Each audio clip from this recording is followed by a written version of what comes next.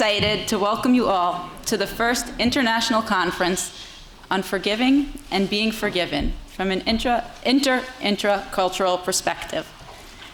I want to thank you all for being here, for coming from near, from far, those of you that are on Zoom, making this possible today. We're very happy to have you all here.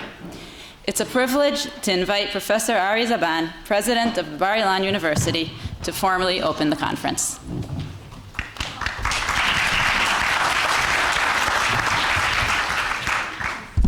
Shalom, good morning. Welcome to Bar-Ilan University.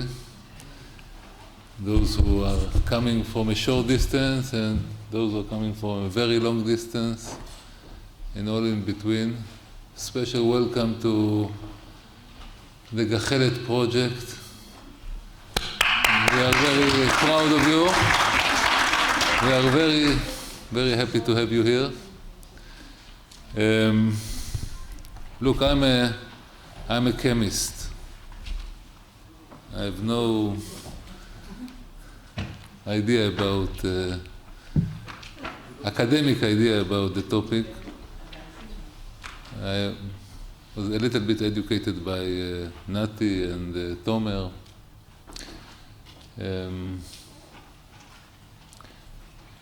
And when I started to think about it, it threw me way back to my bar mitzvah.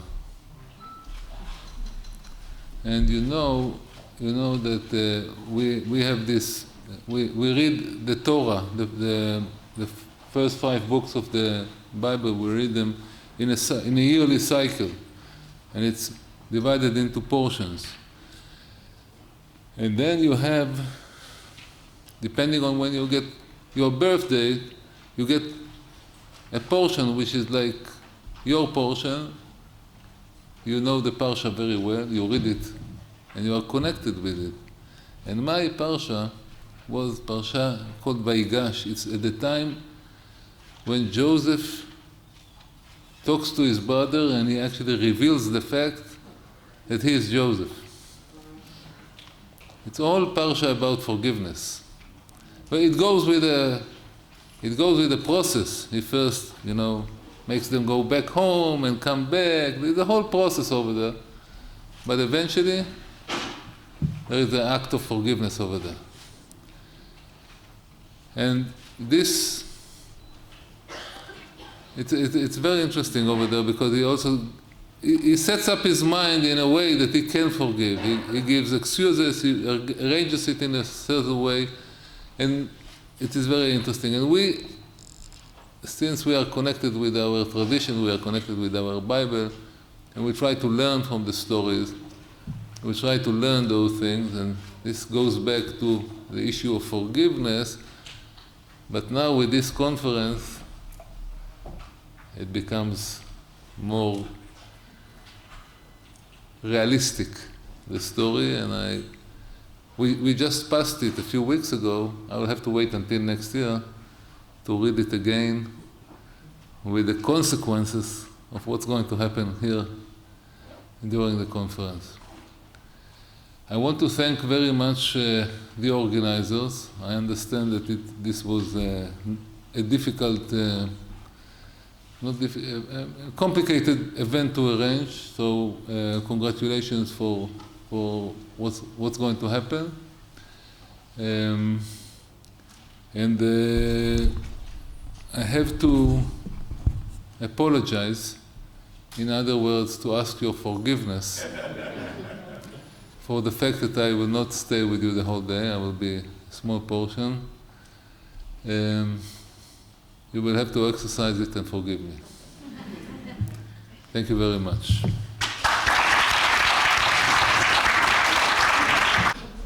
Thank you. On behalf of the organizing committee of the conference and the Department of Criminology at Bar-Ilan, I invite Professor Nati Ronel to deliver opening remarks. Aryeh, you mentioned the parasha of Joseph and brothers, and you know that when we first made the website of the conference, we put there the picture of Joseph and brothers. So you just close the circle, and then we change it a little bit. So, but it was like the logo of the conference at the beginning. Okay. Thank you very much for coming and greeting us. I'm here on behalf of the organizing committee, on behalf of our dean of the faculty, who supported us very much, but couldn't come out of personal reasons, and on behalf of the head of the department, she couldn't come as well. I want to thank at first our president for supporting this conference. Without his support, we wouldn't be here.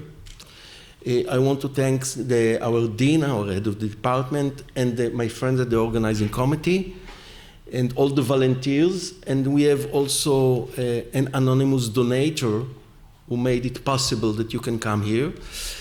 It was a principle of us, we had some conflicts about it, that this conference should be free to people, not charging, because my personal belief is knowledge should be spread freely. So, and I know you come from long distances, etc. I want to thank you all for coming from these long distances. Some of you probably brought the rain because we had several very dry weeks. January is the most rainy month in Israel, and it was quite dry. Just a few days ago, we went with short sleeves. And you brought the rain with you, and rain in Israel is a blessing. As it being in a dry country, any drop of rain is blessed. Unfortunately, we are not used to rain, so when the first drop of rain arrives, all the traffic is blocked. No cabs, no taxi, nothing. And that's why we have so many holes here, because there are so many people who register and so many who told us we are stuck on the way. So I will apologize for everyone, but this is the situation. Welcome to Israel. That's the way we live here. And there are many advantages to it as well as limitations. Forgiveness is an ancient concept. It's global as well, and we can see it in this conference. It's very much accepted in all traditions, cultures, and religions. Actually, we are all very easy to accept the notion of forgiveness when it's far away from us. As long as it's for someone else in an irrelevant issue, irrelevant to our lives. The closer it comes to us, either family, a group of belonging, or the topic is relevant to us, then we feel some resistance towards forgiveness. Why? I hope we can explore some issues about it in this conference and how to overcome it. Well, a few years ago, we had a guest here on the same place here, the same place where I stand now, and on the same, well, it was a few weeks earlier in the year, and the guest was Miss Eva Moses Kor. Some of you know her name. Eva is known worldwide for forgiving Mengele. She was a Mengele twin, she and her sister Miriam, and after probably 50 years, about 50 years of huge resentment, hate, rage, any word that you choose towards Mengele, and you can just imagine. I want to make it clear. She suffered from an extreme torture by Mengele. But everyone's pain is the strongest in the world. We can't compare pain. When I am in pain, this is the strongest in the world. Anyhow, she suffered a great torture by Mengele, and her mind was stuck to it. She decided, when she was still with his hands, that she will survive. She will struggle to survive. She will win him. After 50 years, when she discovered the possibility of forgiveness, I think it's not that she won him. He disappeared from her life, and that's what she told me. Mengele is no more part of my life. And she was free. And she became a messenger of forgiveness towards the world. And she opened a center, and she worked with people, and her personal story served as an inspiration for other people. If she can forgive, then what she says has some reason. And she helped thousands of people, and I can blame her for introducing it between Robert and myself. And after I had some conversation with her and wrote a paper, and then she let us know each other, even though Robert's work I know for almost 30 years. Anyhow,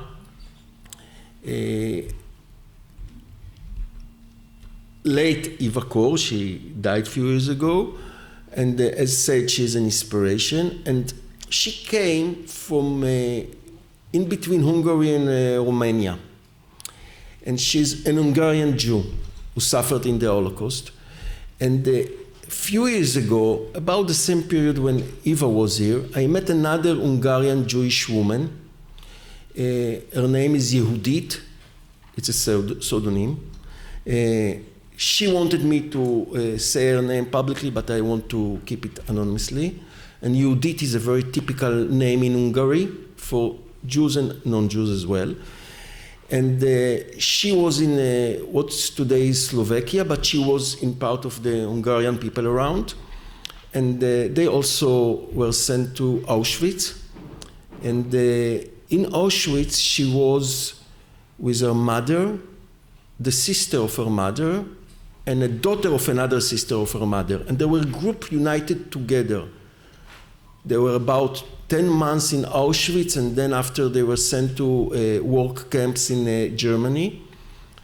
And her 18th birthday was celebrated in Auschwitz. And she said she has no resentment. I interviewed her personally. It was a 3 hours good conversation in between us. I met a woman, tall, strong. She was 91 years old. You couldn't see anything in her face. She was a survivor of Auschwitz. No bitterness, but bright, illuminating face. And even though pain was there, during the interview there were points of tears. Pain was there, but no resentment.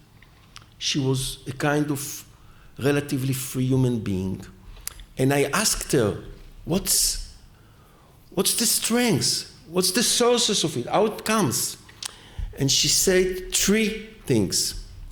The first is love. She came from a very strong, loving family. Her mother's love was with them all the month in Auschwitz and then in the other camps.